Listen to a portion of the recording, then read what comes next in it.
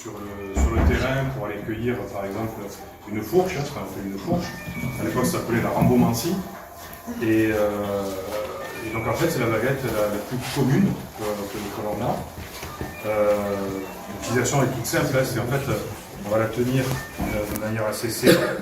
Et ce qui va la faire bouger, c'est tout simplement lorsqu'on va passer sur une veine d'eau, on va avoir des contractions musculaires qui vont être infimes. Et en fait, on a la baguette qui va baisser ou qui va monter, ça n'a aucune importance. Et c'est ce qu'on appelle voilà, le phénomène, le signal sourcier.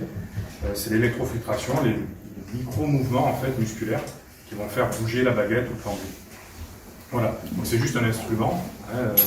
Ça, je pense que tout le monde aura bien compris. Donc ça, c'est la plus commune. Elle peut être en n'importe quelle matière. En bois, celle-ci est en acier, il y en a en PVC. Voilà. L'essentiel, c'est qu'on puisse la tenir de manière ferme et surtout voilà, qu'on puisse avoir un mouvement, qu'on soit à l'aise avec. Voilà. Ensuite, la rambomancie est devenue la radiesthésie. On a évolué vers ce qu'on appelle voilà, les rods, ROD, RODS ou les rods. Ce sont des baguettes en L qui doivent être faites avec ce que l'on veut. Toujours pareil, la matière n'a absolument aucune importance. Et en fait, on va juste les tenir, comme on a vu Michel faire dans le film. On va avoir un mouvement, bon là c'est moi qui le fais, un mouvement de croisement ou d'écartement. Une fois de plus, c'est comme la baguette en Y, ça monte ou ça descend, ça n'a pas d'importance. Tout dépend de ce que l'on veut chercher. Par exemple, si j'ai envie d'arriver, enfin on va le faire avec le téléphone, mais j'ai envie d'arriver ici, sur cette ligne-là, j'ai envie qu'elle s'écarte, la baguette va s'écarter quand je vais y arriver. Voilà, c'est juste une question de convention avec soi-même. Sauf que là, on va avoir un effet visuel, est-ce que les sources, on ne voit pas où elles sont. Donc il faut vraiment qu'on fasse, là ça va être à proprement parler, on va faire appel à son ressenti. Voilà. Moi si j'ai envie qu'elle se croise lorsque je suis à l'aplomb de mon téléphone, voilà, tout simplement c'est une convention que je passe avec moi-même, j'arrive à l'aplomb du téléphone, elles vont se croiser. Voilà. Donc c'est vraiment une convention mentale, ce qu'on appelle. On va se programmer pour chercher quelque chose. Sauf que dans les sources, on se programme pour chercher quelque chose qu'on ne voit pas.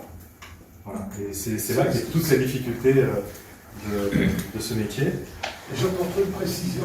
Quand Bruno vient en face, il sait qu'il y a une zone radiante électromagnétique.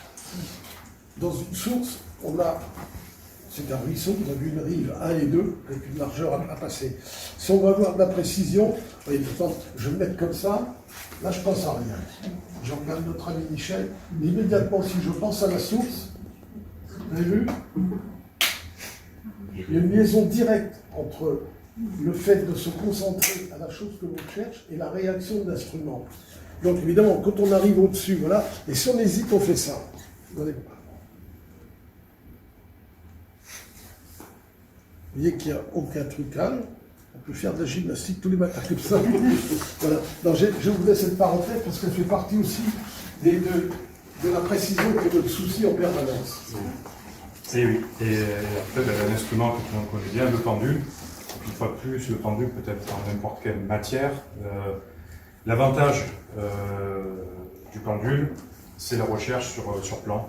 On aura beaucoup de précision. Vous verrez, enfin, on en parlera peut-être plus tard, mais le métier de sourcier a évolué. Aujourd'hui, on utilise des tablettes. Personnellement, j'utilise aussi un drone pour améliorer la qualité des rapports. Voilà. Donc le pendule, donc ça c'est le pendule de Michel, au passage, je fais un peu de pub, qui est un pendule qui est relativement lourd et c'est très très important. Moi j'ai fait des recherches d'eau dans la vallée du Rhône avec des vents abominables. L'avantage du pendule, c'est qu'il ne bouge pas. Voilà. Alors, on va le lancer, puisque le pendule ne bouge pas seul, donc là je le lance. Si j'ai envie, voilà, que lorsque j'arrive sur mon téléphone, boum, voilà. C'est vraiment l'inconscient qui va commander ce micro-mouvement, en fait, entre le cerveau qui va commander le mouvement de la main. Voilà. Donc le pendule, instrument qu'on va utiliser pour les profondeurs. Donc on a vu dans le film, il y a des tableaux. Moi j'utilise ça aujourd'hui sur une tablette. Donc j'ai mis mes tableaux sur ma tablette et en avant, je vais déterminer la profondeur. Je peux faire la profondeur aussi avec les baguettes. Voilà. Donc en fait, par exemple, j'arrive sur une veine d'eau, donc ici on a de 0 à 360, de 0 à 9 mètres cubes, de 0 à 30. Je lance mon pendule et je vais être sensible au débit de la veine d'eau. Boum, elle est tac. Donc voilà, entre 0 et 30. Donc là, je sais que je vais pouvoir compter, par exemple, de 10 en 10, y aller par dichotomie, et pour arriver à estimer, et ça reste, il faut bien peser le mot, ça reste une estimation du débit de la profondeur.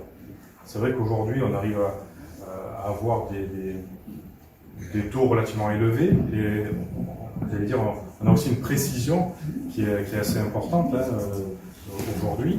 On peut vous citer des dizaines d'exemples, mais voilà, ça reste quand même des estimations. Des fois, l'eau peut être plus proche de la surface, des fois un petit peu plus basse, plus ou moins de débit. Mais voilà,